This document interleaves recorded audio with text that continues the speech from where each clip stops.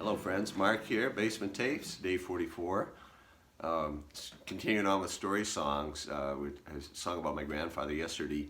A couple of years ago, my sister, Bonnie and Marcia and I, we took a road trip up to Nova Scotia, and we went to his town that he emigrated from, Whitehead, Nova Scotia. It's kind of on the southeast corner of the province. And as near as I can tell, not much has changed there in 100 years. The little graveyard in the town, about half of the tombstones were Munroes, so there's a very strong presence of our family. And amazing stories, a lot of tragic ones as well.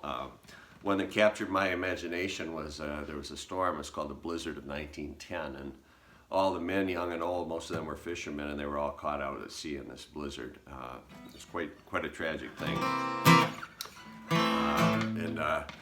The two characters featured in the song are Rueben and Austin Munroe, the Blizzard of 1910.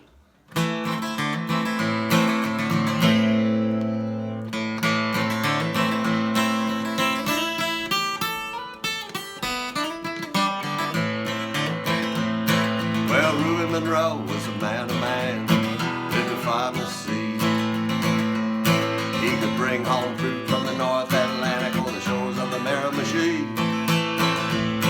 And he raised a son named Austin to be strong and free like him. And he learned to sing that same sweet song of the sea and back again. They say hardship were ne'er a secret to the clan Munroe, nor to those hardy white-headed men who off to sea they'd go. And at the end the Atlantic swells for Whitehead's morning sun, hard as the times they lived as they prayed the fish to run.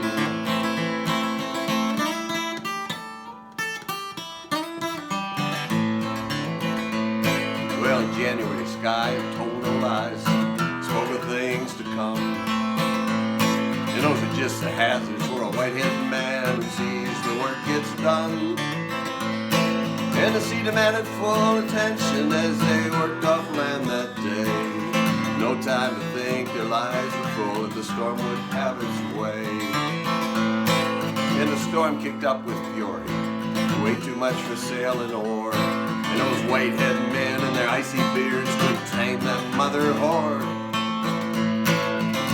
Many boys would find land some days away, and it took a while for any to know if they survived the day. But when the final tally was confirmed, town found grief, not joy. For the blizzard of 1910, the digger Rueben and his boy.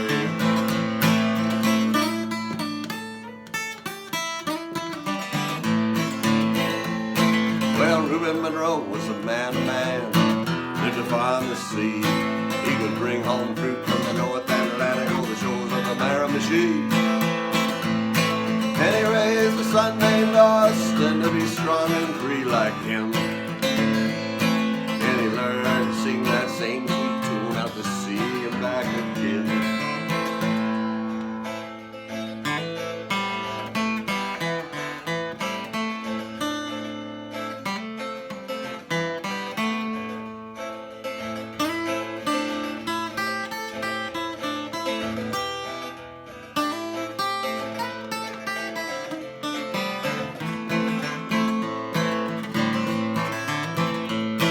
Well, for years to come the tales would grow in songs and poems alike.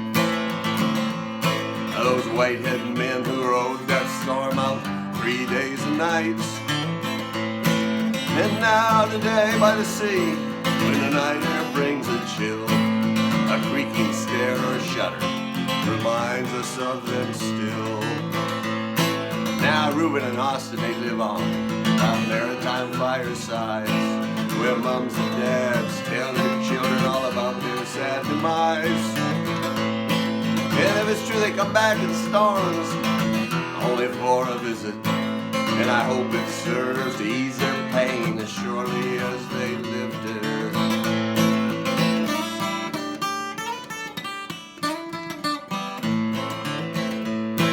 Well, what more can a man ask for than be remembered in a song, singing about the work he did in a place where he belonged? Yeah, Rueben and Austin, they lie in a watery grave. But 100 years later, I tell this story and we still speak their names.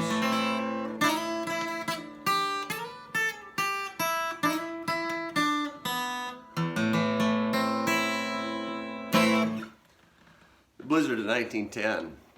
So it was quite a yarn. Rueben and Austin were lost, but many men, their boats washed up like 3 days away and they didn't know where they were. There was one story of one boat washed ashore and the guy left his boat there and he never went to sea again. It was quite harrowing. They were using the rocks and the fish nets to chip the ice off their beards.